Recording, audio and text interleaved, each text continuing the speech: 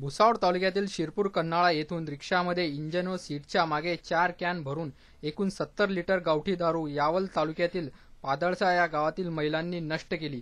अनेकदा रिक्षातून अशा प्रकारे गावठी दारू या गावात येत असल्याची माहिती गावकरी महिलांनी पोलिसांना दिली, मात्र तरी देखील कारवाई होत नसल्याने अखेर आज महिलांनी स्वतः या रिक्षावर पाळत ठेवून गावकऱ्यांच्या मदतीने ही रिक्षा पकडली। या घटनेची माहिती फैजपूर पोलिसांना मिळताच घटनास्थळी पोहोचली व गावठी दारूच्या कॅना जप्त केला। रिक्षा ड्रायव्हरची कसून चौकशी पोलीस करीत आहेत, तरी देखील या महिलांची हिमतीची चर्चा गावभर होत आहे। आतापर्यंत पोलिसांनी कोणीच तक्रार घेतली नाही। वाटेल तशी घाण घाण शिव्या येतात, आम्हाला आमच्या सुनायला पण शिव्या येतात। दारूमुळे आमच्या कोण शिव्या देतात? शिव्या कोण नाव टाकत नाही, कार्ड येतात, मोठे मोठे पाकिट येतात। त्याच्यामुळे मग आम्ही हा विडा घेतला, कारण लहान लहान मुलं सुद्धा दारू प्यायला लागलाय। नेमकी कशी घटना या ठिकाणी घडली?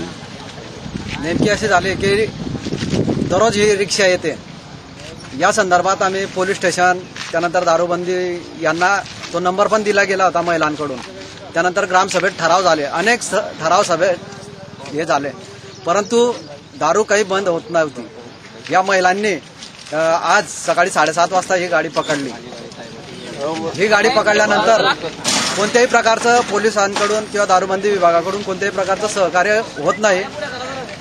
इथं रेट पडण्यापूर्वी दारूवाल्यांना मेसेज जातो आणि ते दारू पसार करतात।